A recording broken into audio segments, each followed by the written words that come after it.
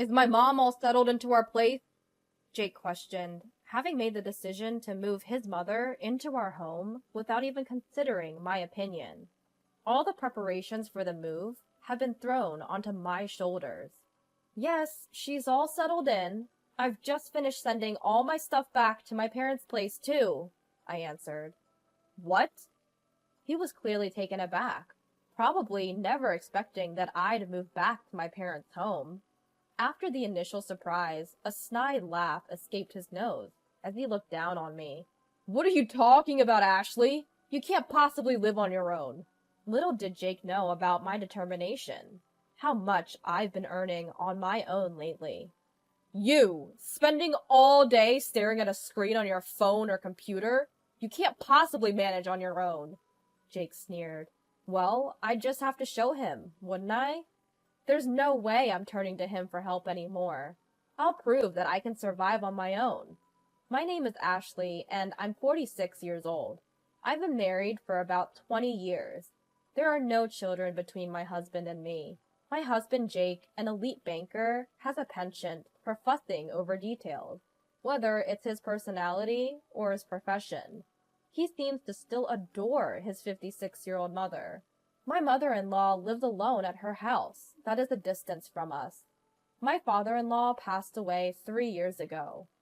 As an only child, Jake has been repeatedly urged by his mother to show her a grandchild soon. However, there was a reason why we couldn't fulfill her wish. The reason is quite simple. Jake said he didn't want a child, even though he always plays the dutiful son to his mother and says, "Yeah, we should have a child soon."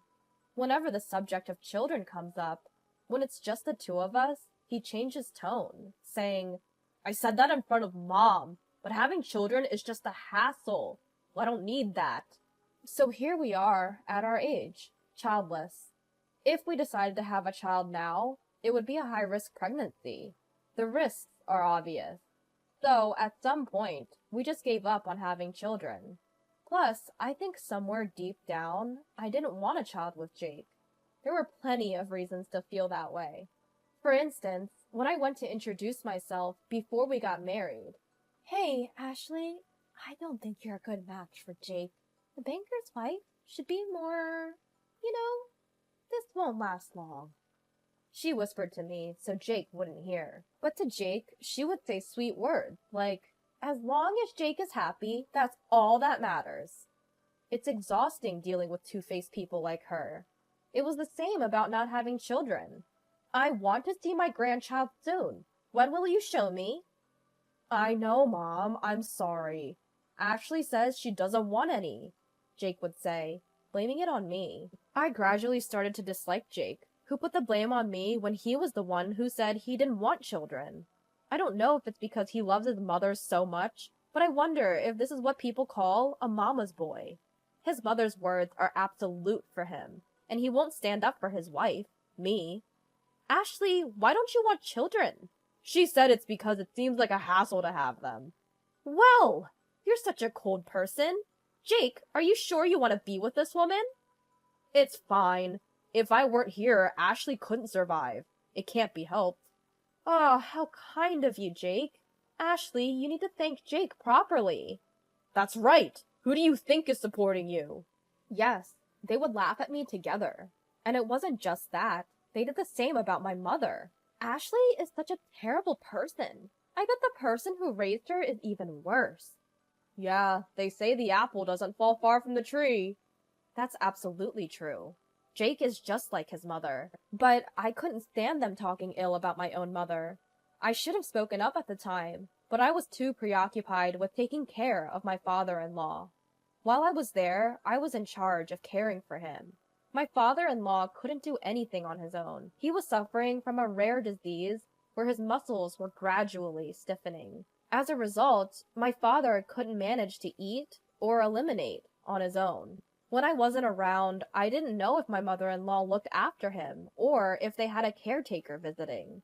However, knowing my mother-in-law, I bet they had a caretaker. I couldn't imagine her taking care of him herself. If she had a shred of empathy, she wouldn't have left all the care to me alone. Knowing I couldn't voice any objections, Jake started feeding her all sorts of stories about me. I can't stand this anymore.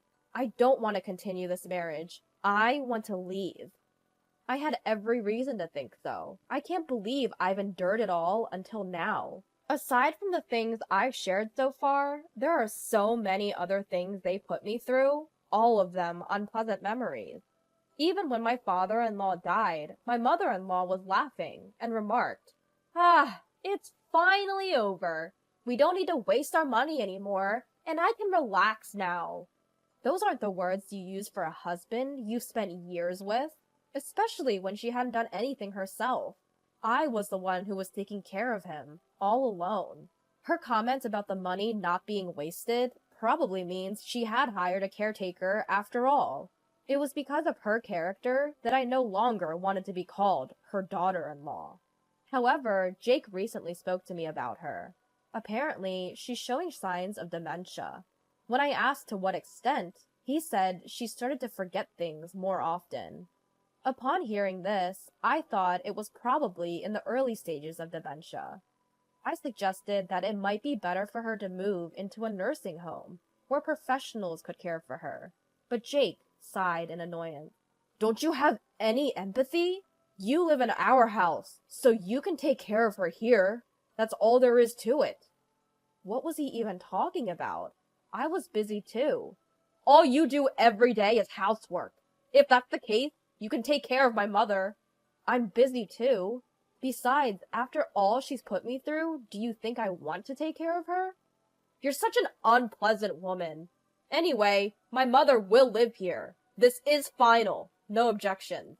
It was clear that he had no intention of listening to my opinion in the first place. If that's the case, then I had to adapt to the situation. I simply responded, "Understood," and began preparing for my mother-in-law's move. I went back and forth from my mother-in-law's house to our home, using my car. It wasn't a large car, so it took several trips.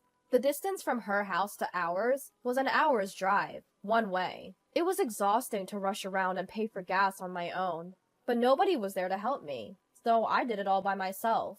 I could have asked for help from a friend, but I thought Jake, with his high pride, would get angry if he found out. I figured he'd find it embarrassing if people knew that he was making his wife do all the preparations for his mother, with dementia, to move in. So I ruled out the option of asking a friend for help. I suppose I must have been a little out of sorts myself. After a few days of moving my mother-in-law's belongings, I started moving my stuff to my parents' house. They asked what had happened, but I only gave them a brief explanation. My parents consoled me, saying, "You've been through a lot, and you did well." Thanks to my parents' encouragement, I mustered up the courage to go back to our house to finish what was left.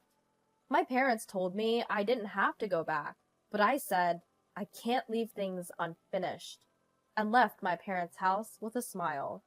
When I got home, Jake was already back and was furious to see me coming home at night. "Where have you been? You didn't even prepare dinner." "I'll do it now. It's none of your business where I go." "What kind of talk is that? Who do you think is providing for you?" Jake always gets like this when he's angry. He yells, "Who do you think is providing for you?" As if he thinks that would make me back down. In truth, that was the case in the beginning, so I couldn't say anything against it. But things are different now. Jake doesn't know, but I've been working too. To him, it must just look like I'm staring at my smartphone or computer all day. "So, what do you want to eat?" I asked, ignoring Jake's shouting. This only made him angrier. However, I was no longer willing to cater to his whims. In the past, I would have done anything to appease his anger. I moved as he wanted. I acted as he said. But I was tired of sacrificing for him anymore. "Enough! I can't eat with you. It'll taste terrible. I'll go eat outside." He spat out these words and stormed out of the house, slamming the door behind him. If this had been me from the past, I would have panicked. I would have run out and cried, looking for him. I knew that's what he wanted, but that wasn't me anymore. I thought, if I don't have to prepare dinner, then that's better. I grabbed my car keys to go get some food, but when I opened the door, Jake was there at the entrance. "Why didn't you come after me?" I sighed deeply, tired of his antics. You were the one who said that a meal with me would be distasteful. That's why I didn't come after you. I explained, frowning, as if to ask, don't you understand? He blurted out some incomprehensible nonsense about how I would usually chase after him. We went inside the house, and Jake was still sulking. It was so childish, not fitting for a 56-year-old man. It was frankly disgusting. When I said nothing, Jake, still in a bad mood, started to talk. Did you finish moving my mom? Jake, who had decided on living with his mother without asking me, and had thrown all the preparation onto me. I'm done! I've just finished sending all my stuff to my parents' house. What? He probably didn't think I would actually go back to my parents. He smirked at me, a condescending laugh. What are you saying? You can't live on your own. You're just staring at your phone or computer all day. You can't survive without me. No matter what happens, I won't rely on you. I'll prove that I can live on my own. You may not know it, but I can live by myself. Don't lie! What's the point of telling such an obvious lie? Why do you think it's a lie? Then Jake continued, looking down on me. Listen, you've only been able to live because of me. If I'm not around, you can't survive a single day, because you can't earn money. I wondered why he thought I couldn't earn money, but I didn't touch on it and said, even if I explain it here, you won't believe me, but I'll go back to my parents' house anyway. If you're going back to your parents' house, we should divorce. Don't cry and come back later. Do whatever you want. I can see you regretting your divorce in less than 3 days and coming back crying. Fine. That's okay. I've prepared the divorce papers. Please sign here. As Jake signed, sneering with an arrogant smile, I glared at him, grabbed the divorce papers, got in the car, and headed back to my parents' house. Jake seemed surprised that I actually went back to my parents' house. He called me a few times, but I decided to ignore it. However, after about 2 days of silence, since I got back home, the phone calls from Jake started again. I initially did not answer, thinking he might be abusive. But then a voicemail from Jake came in. I decided to listen to it. Ashley, are you angry? I'll forgive you, so come back. That was it. I'll forgive you? He's the one who proposed divorce, and yet he's saying this?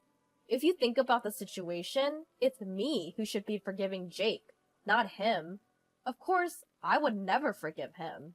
As this unforgiving feeling bubbled up inside me, I decided to answer the next call. However, contrary to this resolution, I didn't hear from Jake for a while.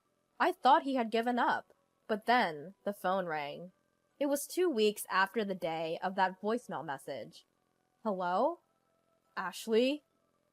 When I answered the phone, Jake was sobbing. Wondering why a grown man was crying, I remained silent. Then, from behind him, I heard a weird scream. At the same time, Jake yelled, "Stop it, Mom!" From this, I could easily imagine that her dementia situation had escalated beyond Jake's control. Ashley, it was my fault. Please come back. I don't know what you're talking about. I left. That's why you can come back. I don't want to come back. Please, I can't handle my dementia-stricken mother and work at the same time. You must be in trouble without my money. I'm not in trouble, and I absolutely don't want to. We're a couple, right? Couples help each other. Yes, they do, but we are strangers now. What are you talking about? I'm in such trouble. But when I was miserable, you didn't help me, did you? You were laughing with your mom. Okay, got it. I'll pay. How much do you want? If you look after my mom, I'll pay. You'll come then, right? What do you think I am? Besides, I earn more than you, Jake. What? There was a reason why I had never told him. Jake was the type of person who disapproved of me working. It was when I mentioned that I wanted to do a part-time job. Women should only do housework at home. It's shameful to work outside. People might think I don't earn enough, he raged. So because of Jake's pride, I had to work in secret. I desperately earned money in ways that Jake wouldn't find out. What job were you doing behind my back? Stock trading. A friend taught me. It was a success, and now I've become a professional trader. So don't worry, I can live on my own. Please come back! Why don't you take care of your beloved mother yourself? Besides, you're the one who suggested divorce. You actually filed for divorce? You thought I wouldn't? I went to file it right away. If you have something to say, please do it through a lawyer. At my cold words, Jake kept repeating, I didn't really mean to divorce. Please come back. I said I was busy and hung up, then contacted a friend to introduce me to a lawyer. He agreed to represent me right away, and from then on, all communication was done through the lawyer. It took a bit of time, but I managed to finalize the divorce. And this is what I heard from the lawyer. It seems that my mother-in-law's wandering habit has worsened. She often sneaks out in the middle of the night and dines and dashes at convenience stores. She's been banned from countless places. Not only that, but when she's at home, she smears filth on the walls and eats things she definitely shouldn't, causing a big mess. On top of that, because of her shrill screams, complaints and reports from the neighbors never cease, and the police often visit. Despite the situation, Jake didn't resort to day services because of his ridiculous pride, saying, People might think I'm a bad son if I leave my mother to a day service. It's shameful. It's not something a capable man like me should do. It could all be resolved if Ashley just came back. I heard that Jake, who used to rely on me and push everything onto me, is now a complete mess, incomparable to those days. He's thin, with hollow eyes, possibly from lack of sleep, and his appearance has become so ghost-like that it's even a topic of conversation in the neighborhood. When I heard that, I thought, it serves him right, but I didn't say it out loud and just thanked the lawyer. As for me, I've moved to the top floor of a tower apartment with my parents. Jake had always belittled my parents, but now I'm really glad I could live in a nice place with them. Finally free, I'm spending very happy days looking at the beautiful scenery every day.